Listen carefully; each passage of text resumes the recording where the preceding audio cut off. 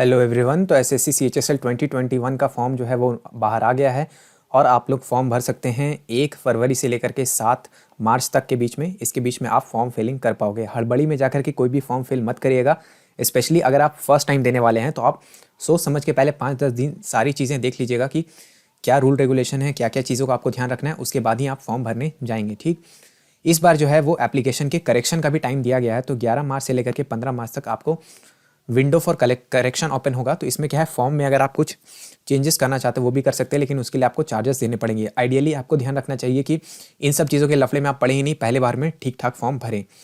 Tier 2 का date अभी तक नहीं दिया गया है और टियर 1 मई 2022 में एक्सपेक्टेड है, ऐसा बोला जा रहा है। तो फाइनल डेट का आप लोग याद रखेंगे कि 7 मार्च है। 7 मार्च को रात 11 बजे तक आपके फॉर्म भरने का टाइम है और एक ऑनलाइन पेमेंट करने के लिए अगले दिन का टाइम आपको दिया जाएगा।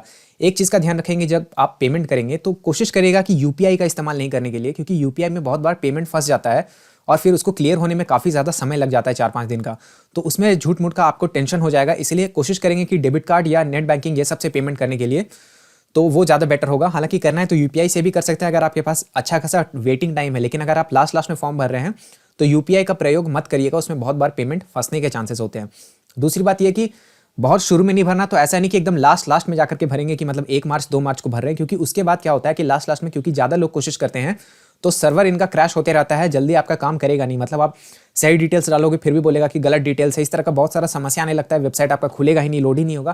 तो इसीलिए लास्ट तक वेट नहीं करेंगे, थोड़ा पहले भी आप फॉर्म भर लोगे। ठीक, चलो अब अगर आप सीएचएसएल की प्रिपरेशन कर ही रहे हो तो अनअकैडमी पे एक बहुत अच्छा ऑफर है जो कि आज रात को खत्म हो जाएगा। फरवरी 2 इसका लास्ट डेट है। अगर आप एग्जाम क्लस्टर 10 कूपन कोड लगाते हो अनअकैडमी में जाकर के, जो जनरली आपको 10% का ऑफ मिलेगा, लेकिन अभी अगर आप इसको यूज करोगे तो आपको 10 नहीं बल्कि 20% का डिस्काउंट देखने के लिए मिल जाएगा अनअकैडमी पे।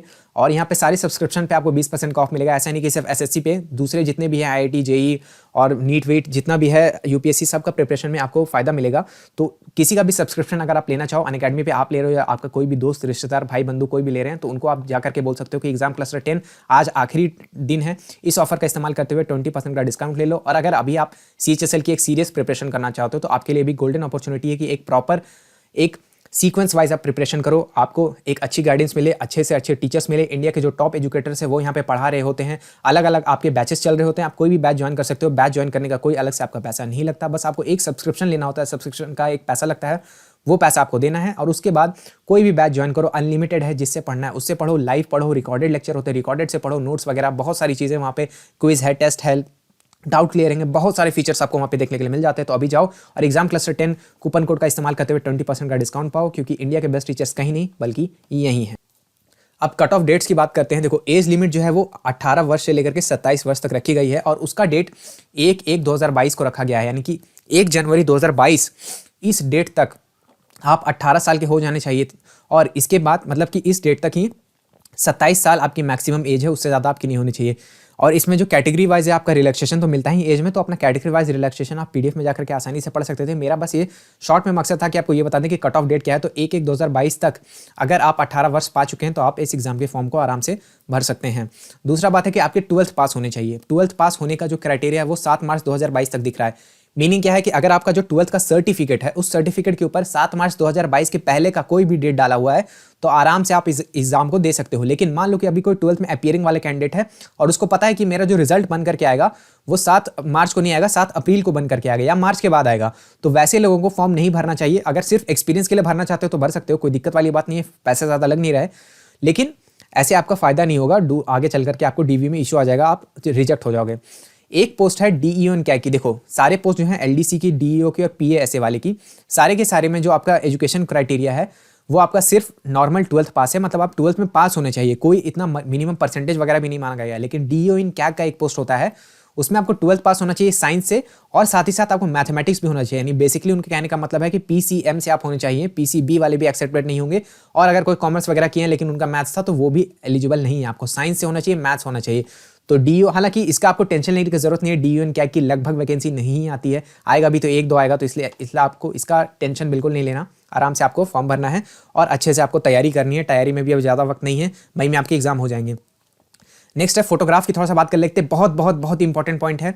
फोटोग्राफ देखो, एक तो इसका साइज 20 KB से 50 KB होना चाहिए। दूसरा एक बहुत ही जरूरी चीज कि फोटोग्राफ जो है 3 मंथ से ज्यादा पुराना नहीं होना चाहिए। और ये 3 मंथ कब से काउंट होगा तो देखो, जब फॉर्म भरने का डेट स्टार्ट हुआ है, यानी कि 1 फरवरी स्टार्ट हुआ है, 1 फरवरी से 3 महीने पहले के, उससे पहले का पुराना फोटोग्राफ नहीं होना चाहिए। ठीक, अब इसमें आप बोलोगे यार उनको कहां से पता चलेगा कि डेट, तो देखो पिछले बार जो CHSL का फॉर्म आया था उसमें उन्होंने बोला था कि फोटो पे आपके डेट मेंशन होना चाहिए, डेट ऑफ फोटोग्राफ, यानी किस दिन आपने फोटो को खिंचवाया है वो डेट मेंशन होना चाहिए। इस बार ऐसा कुछ भी नोटिफिकेशन में नहीं लिखा हो, तो आप बिना डेट के फोटो डालोगे तो वो भी एकदम बिंदास है, ओके वाली बात है, कोई दिक्कत नहीं है। बस जब आप फोटो अपलोड करोगे तो नीचे आपसे एक पूछा जाएगा कि क्या ये फोटो 3 महीने से ज्यादा पुराना, मतलब 3 महीने के अंदर अंदर का है, तो आपको उसमें केवल यस कर देना है, उसके अलावा आप फॉर्म भर नहीं पाओगे। अब कोई बोलेगा कि सर मेरा फोटो 4 महीना पुराना है, तो यार 4 महीना पुराना तो क्या दिक्कत वाली बात है, नीचे जो यस कर रहा है उसमें चुपचाप यस कर दो, इतना ईमानदार क्यों बनना है आपको। और मेरा एडवाइस यही रहेगा कि अगर आप डेट लिख डालोगे फोटो के नीचे में, छोटा सा एक डेट लिख दोगे, डेट ऑफ फोटोग्राफ, तो कोई उससे इशू नहीं है, उससे फायदा ही होगा, नुकसान नहीं होगा। तो हो सके तो डेट लिखवा लेना, एडिट करवा लेना साइबर कैफे वाले से, या खुद से घर पे भी बैठ के कर सकते हो। नहीं मर्जी तो नहीं भी डालोगे, क्योंकि नोटिफिकेशन में इस बार कहीं भी मेंशन नहीं है। हालांकि मेरा एडवाइस ज्यादा यही रहेगा कि हो सके तो डेट मेंशन करवा दो, क्योंकि मैं जितने भी लोगों का फॉर्म भर रहा हूँ सबका मैं उसमें डेट लिखवा दे रहा हूँ, तो इससे कोई दिक्कत नहीं आएगी।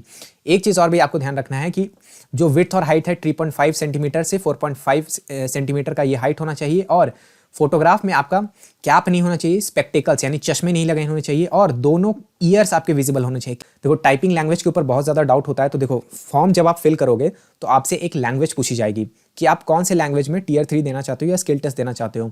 जनरली क्या होता है कि जो लोग साइबर कैफे वगैरह से फॉर्म भरवाते हैं वो लोग इस चीज़ के ऊपर ध्यान नहीं देते और कोई भी लैंग्वेज बोल देते हैं। जैसे अगर आप जो भी लैंग्वेज यहाँ पे दोगे वो लैंग्वेज होगी Tier 3 की लैंग्वेज, यानी कि टाइपिंग की लैंग्वेज, की टाइपिंग आप इंग्लिश में करना चाहते हो या हिंदी में करना चाहते हो। तो इसको कंफ्यूज बिल्कुल मत करिएगा। Tier 1 में आपके दोनों लैंग्वेजेस ओपन रहते हैं, हिंदी और इंग्लिश। Tier 1 आप एग्जाम सेंटर पे जाके लैंग्वेज चेंज कर सकते हो क्वेश्चन का, Tier 1 किसी भी लैंग्वेज में आप देख सकते हो क्वेश्चंस को।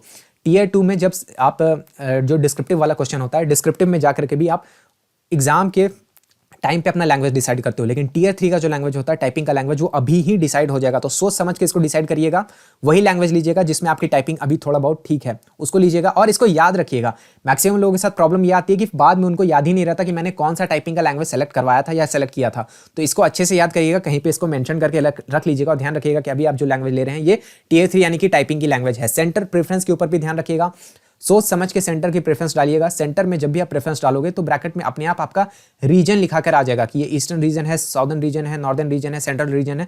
रीजन भी आपको याद रखना है, क्योंकि एडमिट कार्ड डाउनलोड करने के लिए आपको उसी रीजन की वेबसाइट पे जाना होगा, तो आपको रीजन भी अपना याद रखना है। फॉर्म भरते वक्त इस चीज़ को ध्यान में रखना है।